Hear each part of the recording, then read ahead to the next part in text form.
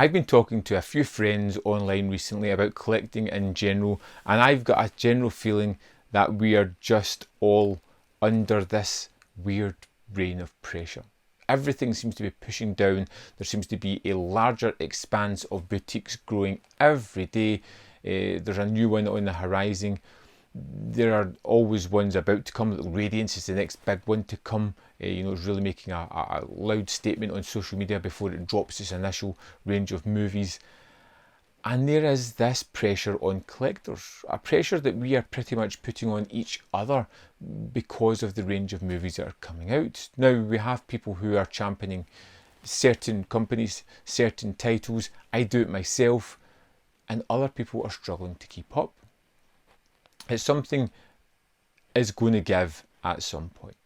I keep looking at the way the world is, the rising energy costs, the rising just costs in everything. Money's going up, salaries, wages are not going up in par with that.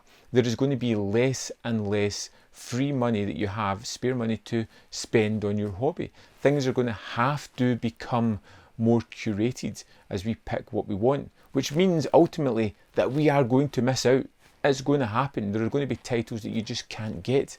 And I'm looking at the companies that are releasing movies just now, and I'm thinking, why are we still releasing the kind of limited editions with all those additional extras?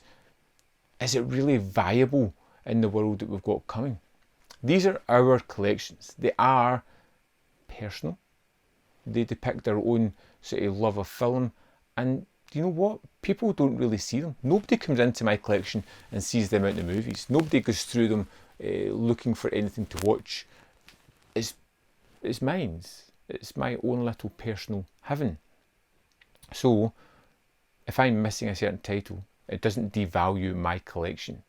My collection will still be mine. It still has the movies that I want. I just feel that we put this pressure on everybody else by showing off these fancy editions, saying you must own them, which puts a kind of pressure onto other people. And I feel that we're going to have to change as collectors. Now, I've changed somewhat over the previous year, where I've been selling off movies that I didn't feel that I needed in my collection. Now, I still have some ups and downs on that. There are still some kryptonite moments where I just can't clear out certain things. The biggest thing that I have just now for myself, the one thing that I don't know if I can overcome, there's an OCD factor to it as well, numbered editions of things. I just can't, there's something about it I just can't break. It's going to have to be done forcibly for me to be able to step away from that, which could come with the way that the world's just expanding and costing everything else. Maybe that's going to happen. We're in a kind of luxurious position where we have these fantastical editions. We have this spare money to spend on a hobby that we all love, that we come together as a community to converse on, to talk about our love for various releases, to hopefully share our passion. But with that sharing of passion comes a sharing of expectations of people wanting to get special editions, who may put themselves into situations which are financially not viable because of movies. And I feel the impending apocalypse, which is the only way I can describe it, people aren't going to be able to get what they want when they want. And that's not a bad thing. But it could be a kind of nail in the coffin, I suppose. One of them, of boutique labels, because we have so many boutique labels, because we have so many fancy editions and expensive movies coming out. Something's got to give along the way. You know, we've got all the big companies, we've got all the smaller companies starting to take over. Where is the value for money for certain things? Do you know what I mean? Maybe, I think Second Sight are one of the companies that are really doing it well at the moment. You can have this super fancy edition, this kind of lesser fancy edition, this basic edition. You choose what you want. Now sure, if you've got the money and you can afford the fancier one, that's what you want, great. If not, you've got the choice of the basic edition. You've got the choice to save a little bit of money there.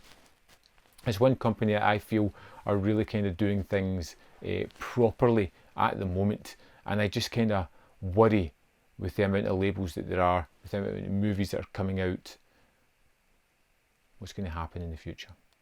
So we're all under this kind of pressure, which we shouldn't be, because our collections are our own. Hopefully my channel helps a little bit by telling you about the movies that I like, and you can look at them and go, maybe not for me. Using the sort of footage from the actual discs themselves gives you an idea of the quality, an idea and flavour of the film. But to be honest, I have one eye in the future, and I feel a little bit wary about what is to come. So of course, my question to you guys is, do you feel at all under pressure to pick up certain editions? Do you feel that these limited edition movies that are coming out are something that's going to fade away a little bit, be neglected because sheer price and the cost of living that is immeasurably jumping up almost daily, it seems? How many movies do you get a month? Do you budget a month? Or do you just buy what you want? I really am interested in what you spend on kind of movies. You don't have to give me a financial total, but just how many films you roughly pick up a month would be great to know. The end is nigh. As always, there's more content up here. You can see more of my stuff. I really want to hear your thoughts on this. I can't wait to read the comments, because you guys are always really insightful here. Let me know if I'm missing the mark, or if I'm right to be worried about the impending future.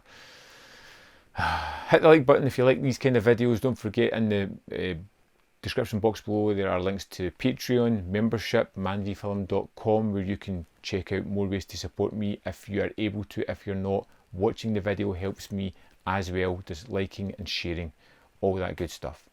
Thanks for watching. I'll see you next time on Man v Film.